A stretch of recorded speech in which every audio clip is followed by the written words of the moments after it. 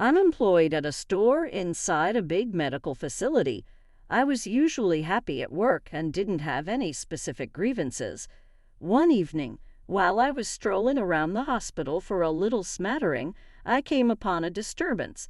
A hospitalized child appeared to have begun to suffer. I observed a fresh female physician having trouble performing a challenging intubation. She was unable to do it because her hands were shaking. I snatched the tool from her.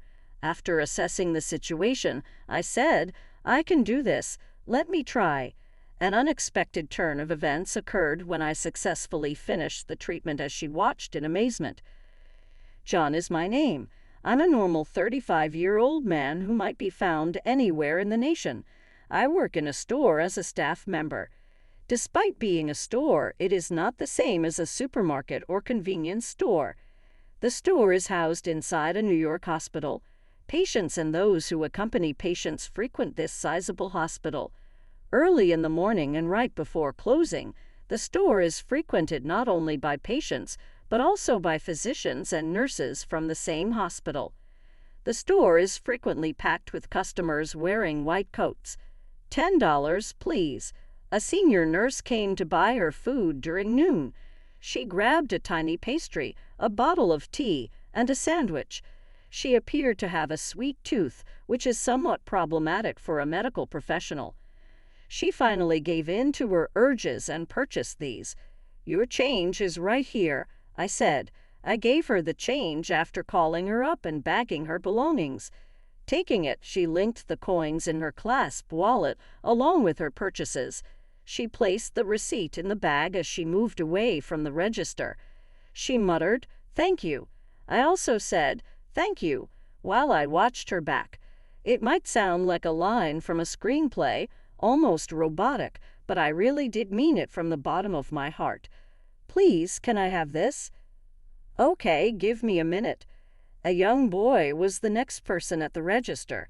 He was most certainly an inpatient because he was dressed in hospital attire with a robot and a monster toy in his tiny hands. He appeared to be around 5 years old. A small woman, most likely the boy's mother, stood behind him. Both items cost $10 in total. "This is yours on the tray." She laid a $10 bill. "We have a store inside the hospital where we sell food and toys for different requirements. Hospitals aren't really enjoyable, and they may be extremely frightening for kids. We make an effort to provide a range of considerate products to make their difficult times a little easier." "Exactly $10. Your receipt is here." I gave him the gifts and she the receipt. "Thank you very much," he thanked me with a bright smile and a lively voice. "Please come again." Cheered up by his energy, I waved goodbye to them with a smile. So I work at the shop like this. It's primarily a standing job, which can be quite tiring, but there are energetic kids like the boy earlier who share their energy with me. But then again, this is a hospital.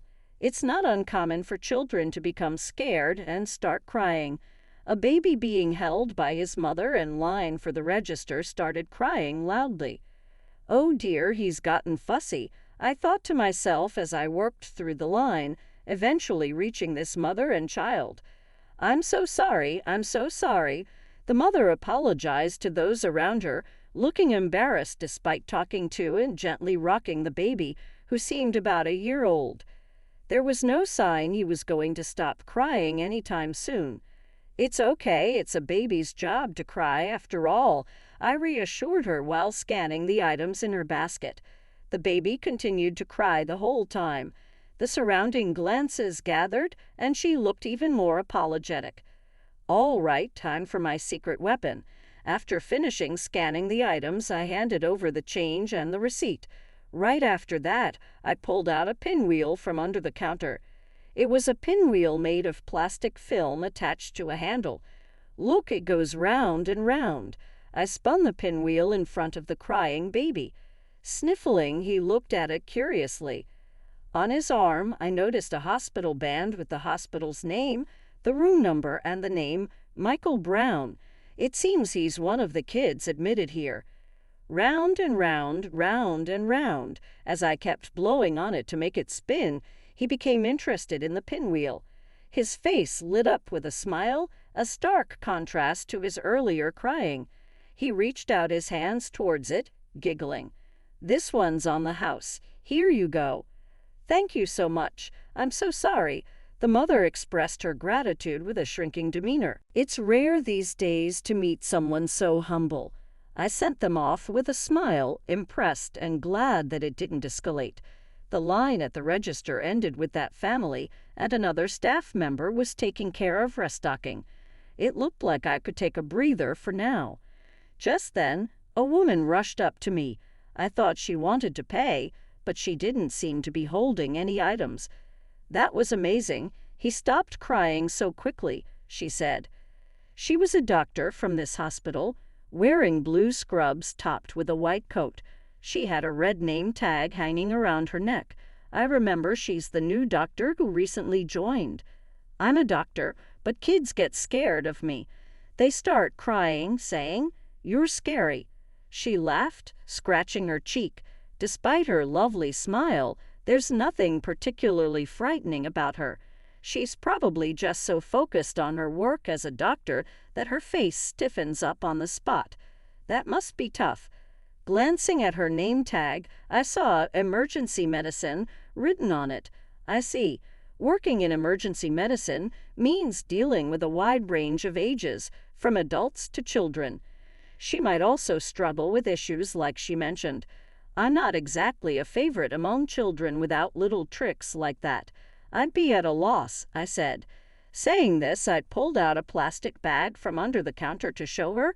Inside, there were several pinwheels, paper-made toys, and candies.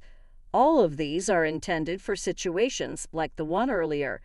"That's not true at all," she said, shaking her head and denying my words. "You're always loved by everyone, kids and elders alike." Her eyes sparkled as she looked straight at me. The intensity was overwhelming, and I couldn't help but feel taken aback. "Really? You think so?" "Yes, absolutely. The nurses say they find your service comforting." "I'm envious of that skill," she said with a slight laugh. Then, with a graceful motion, she picked up a ham sandwich and a can of coffee near the register and placed them on the counter. "Could you please check these out for me?"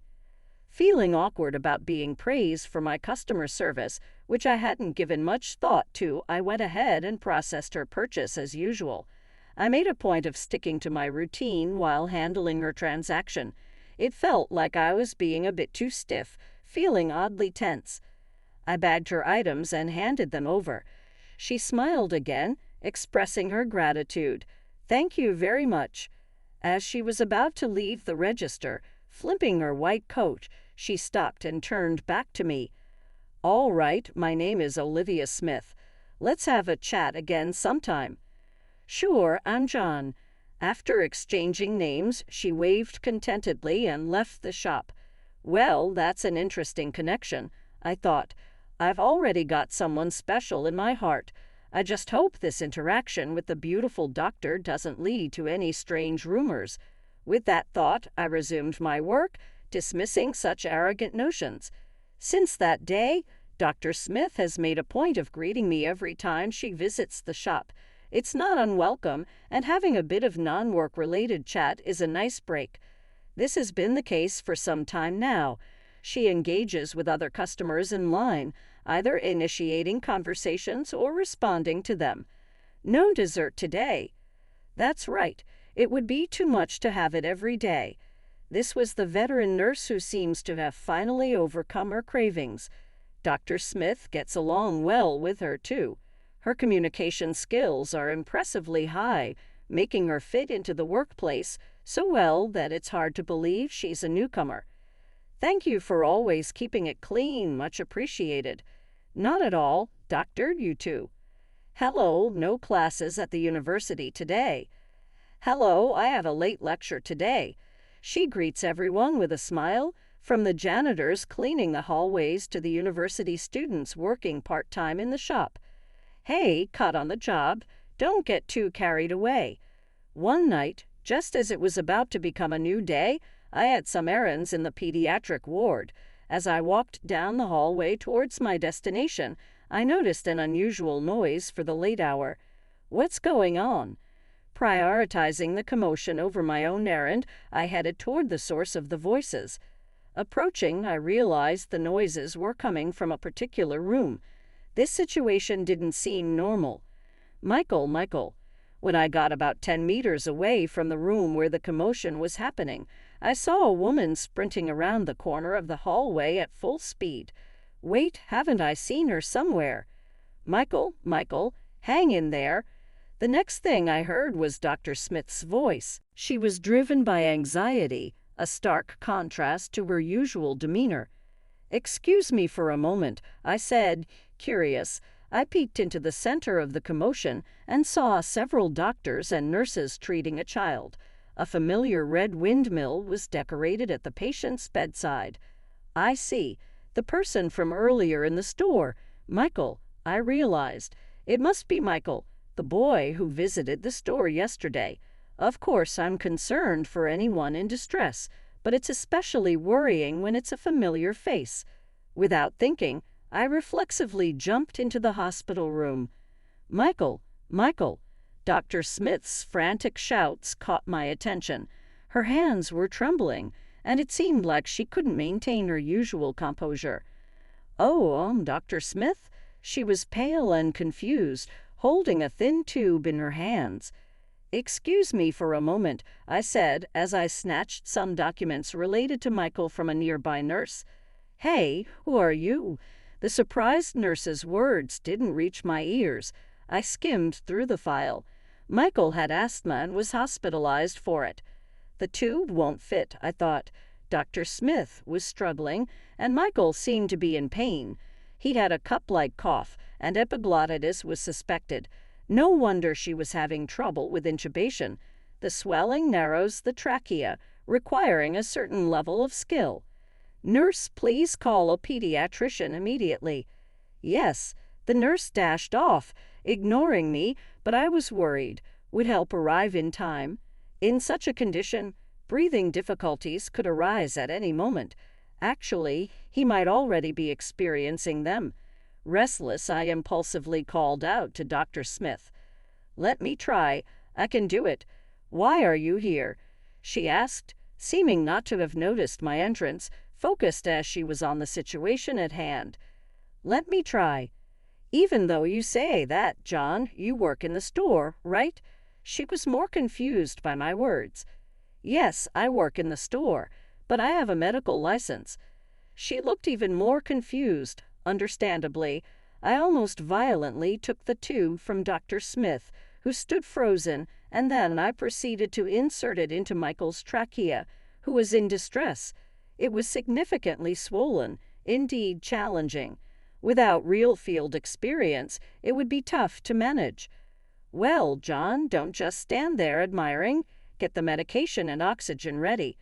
After completing the intubation, I urgently directed her and the remaining nurses.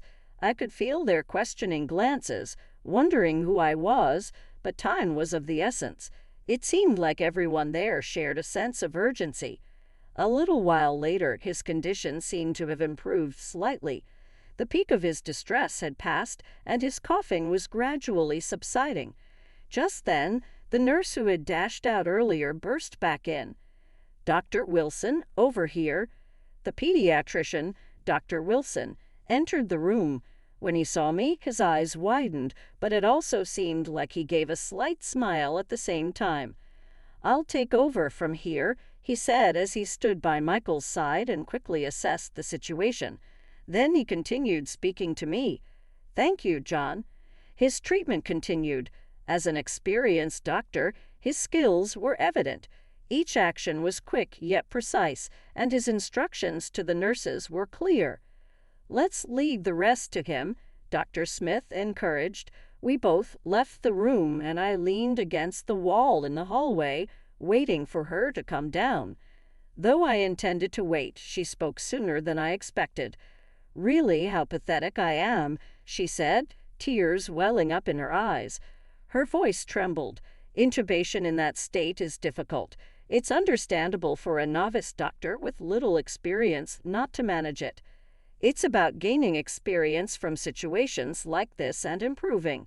No matter how much you study and train to become a doctor, the actual field can differ significantly from the ideal. I too have felt this starkly in the past, but I couldn't do anything for him as he suffered. That's what frustrates me. The tears that had been welling up were now freely falling. Though every doctor has their specialty, even Dr. Wilson, an expert in pediatrics, would probably find neurosurgery challenging, and I doubt he can perform heart transplants. So don't beat yourself up. It's about finding your strengths going forward. I intended to comfort her with these words, but she was still crying. That might be true, but it's still frustrating. I can always make children smile more. Can I save the suffering? Maybe I really can't do anything after all. I regretted my words a bit. Yet, in situations like this, what's needed isn't advice. It's words that affirm the person who is feeling down. That's not true, Dr. Smith. I deliberately addressed her with a title, Dr. to protect her dignity as a doctor because I thought she might otherwise become self-critical. Your instructions were precise. Sending someone to call Dr. Wilson was the right decision. It's fair to say that your judgment saved Michael, I said. After I spoke those words, she wiped her tears with a handkerchief and whispered a quiet, "Thank you." At the same time, she nodded repeatedly, as if savoring my words. Then she asked me a question. "John, you were actually a doctor, right? A life-saving one at that. To perform such a difficult procedure flawlessly, why do you choose to hide your skills and work in the store?" Her face brightened up as usual, but this time I noticed her eyes were bloodshot. I hesitated before responding, uncertain whether to share my circumstances. I hadn't done anything wrong, nor did I have anything to hide, but talking about it might reopen my own wounds, and I feared that. Still, brooding over it forever wouldn't start anything new. So I decided to open up. "Come with me," I said, gesturing for her to follow me. I started walking down the hallway, and she followed behind. We passed through the hospital until I led us to a certain room. The lights were off as we entered. "This is a private room," I said, "for a bed and an inpatient right." She gave me a puzzled look as I guided her inside. At the far end of the room, a single girl slept by the window, with only the light by her bedside on. 2 folding chairs were set up for us to sit. "You must be tired. This is going to be a long story," I added, prompting her to sit. She did, still with a puzzled expression. I then turned to the sleeping girl and gently touched her face, placing my palm on her cheek. I stroked under her eye with my thumb, but she showed no response. "Amelia Taylor," I said, reading the name from the wristband. Dr. Smith seemed to grasp what I was about to say. "Could this child be yours, John?" "Yes," I replied, my voice softening. "Amelia, she's 3 years old, my daughter. She's been in a coma since birth due to an accident during delivery. She's never opened her eyes, not even once." As I revealed the truth, her expression changed. She covered her mouth in shock. "When Amelia was born, my wife, Emma, lost her life. She had a placental abruption, and emergency surgery was required. The response was quick, but the uterus didn't contract, and she bled out. Amelia was deprived of oxygen, leaving her brain damaged and in a coma from the moment she was born." I paused, collecting myself. While Emma was fighting for her life, I was swamped with an entirely different task. I only learned about the severity of my wife's condition after everything had ended. At that time, I was a busy emergency medicine physician. I tried to recall that day as I spoke. That day, too, I was performing emergency surgery on a patient from a traffic accident. Phew, that was close, I thought. It was one of those moments where your instincts kick in. "John, you're as skilled as they say," Dr. Smith said, offering a small compliment. "I'm not really," I replied, shaking my head. "It's all thanks to the support from my seniors." But then, the cheerful atmosphere suddenly changed. The sound of hurried footsteps approached, and the door was flung open. A breathless nurse, tear-filled eyes wide with panic, looked at me. "Dr. Taylor, please come quickly." I had already been notified about entering the delivery room, so I was planning to head there soon. I thought casually that my child must have been born, but the nurse's expression was far from celebratory. Following the nurse, I found Emma peacefully asleep, her face serene, showing no signs of distress. Kneeling beside her bed, I held her cold white hand and wept loudly, shedding large tears. "Emma, Emma," I cried, but she never woke up.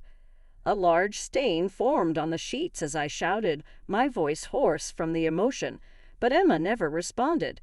The patient I had been in charge of miraculously pulled through that day, and I was thanked profusely by both the patient and their family, but I couldn't genuinely accept their gratitude. It wasn't that I couldn't accept my wife's passing. I just wished I could have fought alongside her until the end. I wasn't there for her final moments, and she never got to see Amelia after she was born. Amelia had never seen her mother or the world. She remained asleep, and our family was torn apart, suspended in midair. Since then, my spirit was broken.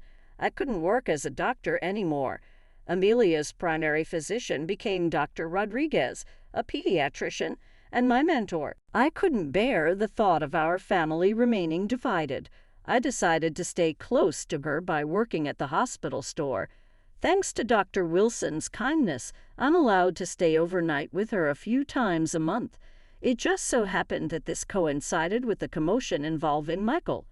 "I'm sorry for asking without knowing your situation," Dr. Smith, sitting next to me, fidgeted with an apologetic look. I was about to reassure her that it was okay, but she was the first to speak. "But I want you to return to medicine, John." "Excuse me." Her unexpected words took me by surprise. She then shared her past with me, looking downcast. "John, I lost my best friend in an accident. They had plans for the next day and even for the upcoming holiday, but those plans never came to fruition. I wanted to reduce the number of people dying from sudden accidents. That's why I chose to become an emergency medicine doctor." Her usually gentle demeanor was filled with determination and strong emotion. But after the incident with Michael, I realized how inexperienced I still am. "That's why, John." I was startled by her sudden approach and raised my voice unintentionally. It echoed down the hallway, likely causing a stir. "I wish for you to return as a senior in emergency medicine. Please let me call you my master." "Master?" Her unexpected words left me astonished. Despite my shock, she continued, "I've always felt a sense of urgency. Despite having lofty goals, my skills didn't match up. I was trying too hard to fit in to cover that up." To me, her behavior had always seemed natural. I thought it was just her being herself, but it seems I was mistaken. "That's why I envy your skill, John. If you're willing to return to medicine—" "I'm sorry, Dr. Smith." Her words truly meant a lot to me, but the trauma from that day still held me back.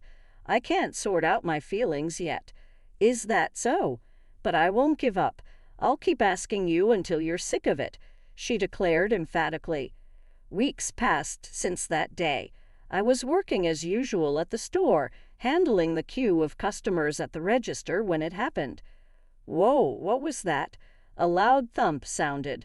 Unable to stop the register, I continued my work, albeit distracted. "Did you hear that noise just now?" "Yes, it was quite the impact. I wonder what happened." That's when an older lady mentioned there had been a traffic accident on the main road in front of the hospital. Apparently, a bus and a large truck had a head-on collision. Several compact cars were involved, turning it into a major disaster.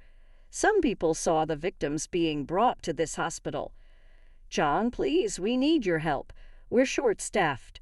Dr. Smith arrived at the store, out of breath.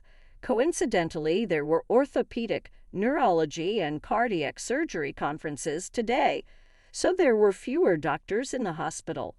"Wait, I have no time. Let's go." "Hey, Dr. Smith." Despite my reluctance, she firmly dragged me to the scene. Just then, a college student working part-time arrived. "Hey, take over the register, please." While instructing him, Dr. Smith led me away without further resistance. People were being brought in one after another, and the hospital was reaching its bed capacity. It felt like a battlefield, and I was genuinely shaken. "John, perfect timing. I need you for the next patient." Daniel, a fellow emergency medicine doctor I used to work with, was surprised to see me for a moment, but quickly got back to his duties after relaying what was needed. Instructions were thrown at me before I could even prepare myself. There was no time for second thoughts. My body moved on its own. In such circumstances, the patient brought in was a young pregnant woman. Her belly was significantly swollen, and a man was calling her name from a distance. This must be some kind of trial. Needless to say, the patient assigned to me was the pregnant woman. She had a laceration on her right arm from glass shards and seemed to have a fracture. Worst of all, there were signs of a severe blow to her abdomen. Immediate treatment and a C-section were needed to save both the mother and the child.